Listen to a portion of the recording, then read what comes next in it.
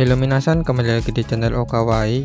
Pada video kali ini berbeda dari biasanya karena di video ini kita akan diperlihatkan peperangan manusia melawan iblis pada Vol 12 Kumodesuka Naneka. Sebelum dimulai, Okawaii meminta bantuan kepada kalian semua. Bagi yang belum subscribe, silahkan subscribe aja secara gratis buat asupan menambah semangat dalam merangkum konten kelanjutan cerita anime lainnya. Terima kasih. Hari di mana peperangan besar antara umat manusia melawan bangsa iblis. Di sisi iblis ada Ariel yang merupakan raja iblis, sedangkan di sisi manusia ada Julius yang merupakan pahlawan. Sebelum dimulai, kita akan melihat list siapa saja yang ikut di peperangan dari bangsa iblis maupun umat manusia. Kalian bisa pause video untuk melihat list yang ikut perang.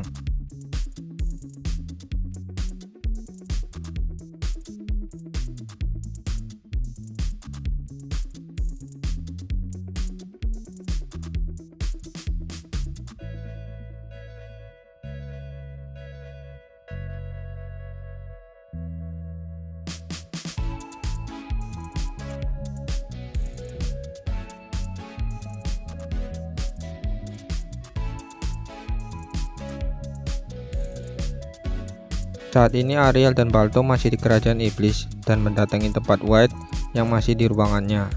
Ariel dan Balto terkejut ketika memasuki ruangan White. Di ruangan White banyak sekali layar monitor yang menampilkan kondisi lapangan. White berkata di pikirannya, "Selamat datang di pusat komando taktis modern milik White. Dunia saat ini memang banyak sekali hal menarik, tapi tidak dengan teknologi.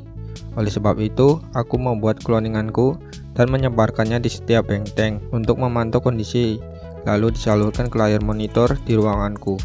Ya, ini persis seperti di bumi." Ariel berkata, "Keren, ini baru keren, jadi aku tidak perlu khawatir untuk melihat langsung. Mungkin aku akan duduk manis di kursi ini." Balto masih tidak percaya dengan semua hal yang telah dia lihat saat ini. Kita akan melihat layar Sanatoria si Opai besar. Pasukan yang dipimpin Sanatoria sedang menuju benteng Okun yang berada di pegunungan. Di benteng Okun sudah dipasang kamera CCTV yang tidak lain adalah cloningan White. Benteng Okun terkenal sebagai benteng yang tidak pernah tembus, karena benteng ini berhasil mengusir invasi iblis ke daerah manusia selama bertahun-tahun yang tak terhitung jumlahnya. Sedikit backstory, Sanatoria merupakan iblis type Psychobus, cantik, dan yang pasti Opai besar. Sanatoria memiliki skill pencuci otak.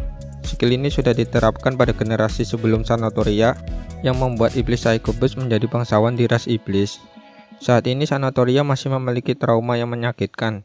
Faktanya temannya yang bernama Nereo sudah dieksekusi di depan matanya oleh Raja Iblis yang baru. Sebelum itu dia masih meragukan Raja Iblis yang baru karena Raja Iblis saat ini hanyalah anak kecil dan mengaku bahwa dia adalah Raja Iblis. Sanatoria lakukan itu semua disebabkan Raja Iblis sebelumnya telah mati dan Raja Iblis yang terakhir menghilang secara misterius. Maka dari itu dia meragukan Raja Iblis baru yang ingin berperang dengan manusia tanpa memikirkan rakyat iblis. Tapi itu semua sudah berubah. Saat ini Sanatoria lebih memilih berpihak kepada Raja Iblis yang baru karena dia sudah tidak ingin mengalami trauma yang menyakitkan. Terlebih lagi jika dia tetap melawan Raja Iblis baru, maka yang ada hanyalah kematian. Kita kembali ke latar waktu saat ini. Sanatoria sudah menjalankan rencananya. Sebelum peperangan, dia sudah menculik seekor monyet balas dendam, lalu mencuci otak salah satu prajurit manusia yang dia tangkap, dan menyuruhnya membawa monyet itu ke dalam benteng Okun. Di dalam benteng, Sanatoria menyuruh prajurit itu membunuh monyet, dan pada akhirnya monyet yang tidak terhitung jumlahnya sedang menuju ke benteng Okun. Sanatoria hanya menunggu gelombang pertama, yaitu monyet balas dendam, sampai meruntuhkan benteng Okun, dan baru dia akan mengirim gelombang kedua, yaitu pasukannya. Kita berpindah pada layar Huey yang sedang berhadapan dengan benteng manusia yang dipimpin oleh Ronan. Huey merupakan komandan pasukan ke-6 dari iblis. Dia memiliki perawakan tubuh kecil dan terbilang sangat muda dibandingkan dengan iblis yang lainnya. Fakta menarik dari Huey, dia merupakan iblis dengan keturunan setengah iblis dan setengah elf, yang membuat Huey menjadi tampak lebih muda meskipun usianya sama dengan komandan lain, dan juga memiliki kapasitas sihir lebih banyak daripada iblis lainnya. Secara teori, statik yang dimiliki oleh Huey lebih kecil daripada statik iblis pada umumnya. Namun dia kuat di bidang sihir. Huey menjadi sosok penting disebabkan kurangnya personil pada kubu iblis. Kebanyakan dari mereka sudah mati di saat pertempuran sebelumnya. Itu sebabnya Huey menjadi komandan saat ini. Selanjutnya Huey mengikuti pasukan revolusioner yang ada di Vol 10. Silakan simak sendiri. Kita kembali ke perang. Ajudan dari Huey meminta untuk mundur. Huey saat ini menyerang Fort Desero atau benteng Desero. Huey berkata di pikirannya, mengapa kita iblis yang punya statik tinggi bisa mengalami kerugian dan harus mundur? Apakah ada musuh kuat di kubu manusia? Huey akhirnya tahu bahwa jenderal di kubu manusia adalah Ronan, sang penyihir terkuat di dunia. Huey takut jika dia kembali tanpa hasil, maka dia akan bernasib sama dengan Nereo. Scene berpindah pada Ronan dan Julius. Sudah bertahun-tahun Ronan ingin bertemu dengan Julius, murid pertamanya, tapi niatnya selalu diketahui oleh organisasi Firman Tuhan. Mereka mengadakan pertemuan secara diam-diam, guna menghindari firman Tuhan. Di saat mereka sedang melepas rindu, Hairis teman Julius datang ke ruangan mereka. Hairis memberitahukan bahwa pasukan elit pengintai sudah dimusnahkan oleh musuh. Ronan berkata, berarti di pihak musuh ada orang yang bisa menjadi komandan hebat. Setelah menjawab, Ronan memberitahukan bahwa kematian mereka bukanlah sia-sia. Julius yang mendengar perkataan Ronan merasa bahwa gurunya telah menghina nyawa seseorang dan berkata, jika guru berkata seperti itu lagi, aku akan marah. Ronan menjawab, hei nak, kau akan marah padaku? Bahkan sampai saat ini kau masih belum bisa mengalahkanku. Kau harus berpikir akan ada seseorang yang lebih kuat darimu, meskipun kau pahlawan. Tentu benar, kematian mereka patut kita sesali. Tapi mereka mati di saat menjalankan misi peperangan. Jadi kau seharusnya tidak mengambil semua beban dengan prinsip kematian prajurit berarti kesalahan pahlawan, karena tidak ikut bersamanya. Pahlawan besar tidak akan berpikiran seperti itu. Julius hanya terdiam setelah mendengar perkataan Ronan. Ronan berkata, Julius, kau masih terlalu lemah. Jika nanti kau berada dalam kondisi bahaya, aku berharap kau bisa kabur dari sana. Lebih baik kabur daripada mati. Hainis berkata, tenang saja, aku akan melindunginya. Ronan yang mendengar itu berkata, kau itu di bawah Julius, jadi kau sangat lemah. Setelah reuni, Ronan pergi dan kembali ke bentengnya, yaitu Fort Desero.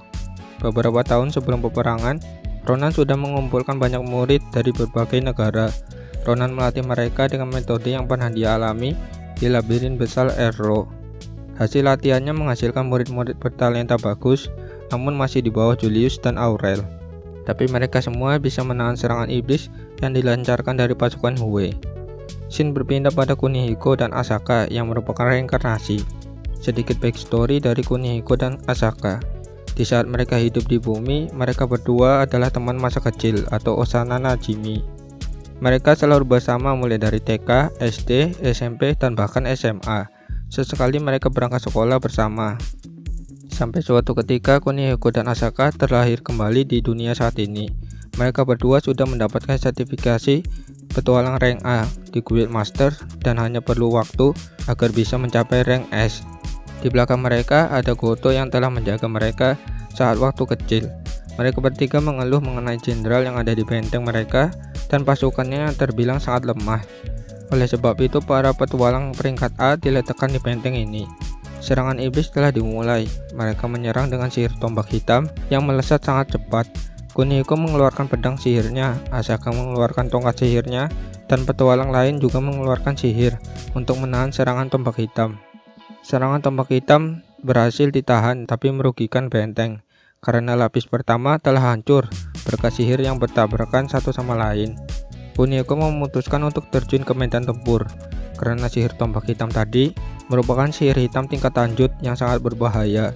Kunihiko, Asaka, dan Goto berhasil masuk ke pertahanan musuh. Mereka bertiga mencari sumber sihir tombak hitam dan akhirnya menemukannya. Kunihiko baru menyadari pemimpin iblis di pasukan ini adalah iblis yang telah membantai semua warga desanya, yaitu Merah Sobis. Di sudut pandang Asaka, dia sangat khawatir ketika melihat pertarungan Kunihiko dan Merah. Dia takut bahwa Kunihiko akan mati di peperangan saat ini. Kunihiko adalah sosok yang telah menyelamatkannya ketika sedang meratapi kesedihan.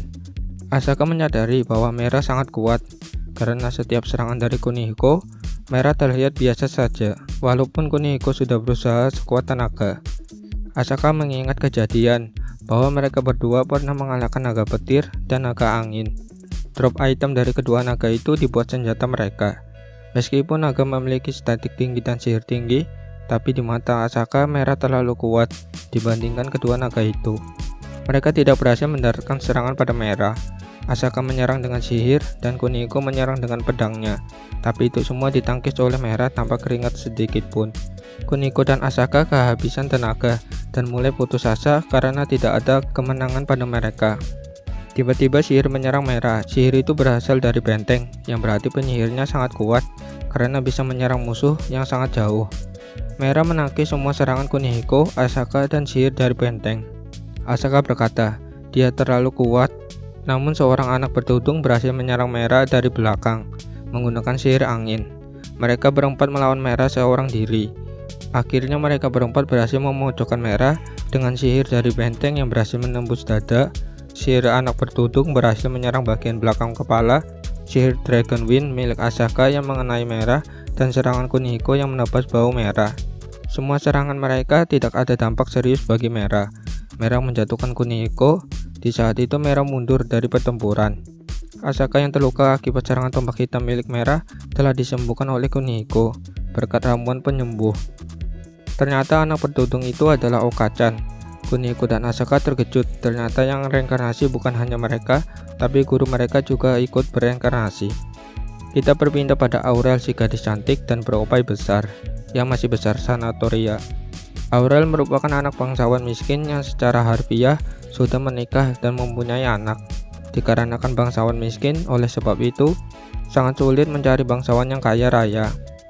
Aurel memiliki sifat yang tidak biasa dari kebanyakan wanita pada umumnya. Oleh karena itu, dia selalu gagal dalam melakukan berbagai hal. Hingga dia bertemu dengan Ronan, penyihir terkuat. Ketika Aurel melihat Julius saat berlatih dengan gurunya, Aurel berkata, "Itu bukan latihan. Julius tampak seperti akan mengalami kematian. Aku harus menyembuhkannya setelah berlatih." Ketika latihan berakhir, Aurel menyembuhkan luka pada Julius. Di saat itu, Ronan menyadari bahwa Aurel berbakat di bidang sihir dan mengangkat Aurel menjadi murid keduanya. Maka dari itu Aurel saat ini berada di peperangan. Aurel merasa kelelahan yang luar biasa karena dia terus-menerus menembak sihir yang cukup lama. Target yang diserang Aurel adalah merah. Jadi kita tahu penyihir yang membantu Kunihiko dan Asaka adalah Aurel. Aurel berkata, "Aku dengar iblis itu bernama Merah Sopis yang telah membantai semua orang di desa. Dia terlalu kuat seperti Pak Tua itu. Yang dimaksud adalah Ronan." Aurel terus mengeluh karena rencana awal dia telah gagal total, yaitu menikah dan pensiun dari gelarnya, yaitu penyihir. Bawahan Aurel berkata, "Bu, jika ibu ingin menikah, ibu tinggal menggosokkan dada ibu ke pria yang ibu sukai." Aurel menjawab, "Itu pelecehan namanya." Karena Aurel memiliki opai besar, Aurel berpikir, bahkan Julius yang berhati murni selalu melirik dadaku ketika bertemu. Aurel sempat berpikir menjadi istri pahlawan, tapi itu semua tidak cocok baginya, karena Julius terlalu bersinar baginya. Hal itu yang membuat semua orang akan berada di dekat Julius. Terlebih lagi, Julius adalah pangeran, bangsawan, dan pahlawan, sedangkan diriku hanyalah bangsawan miskin, kata Aurel di pikirannya. Oke, mungkin segitu dulu untuk video kali ini. Terima kasih yang sudah mampir. Sampai jumpa, bye-bye.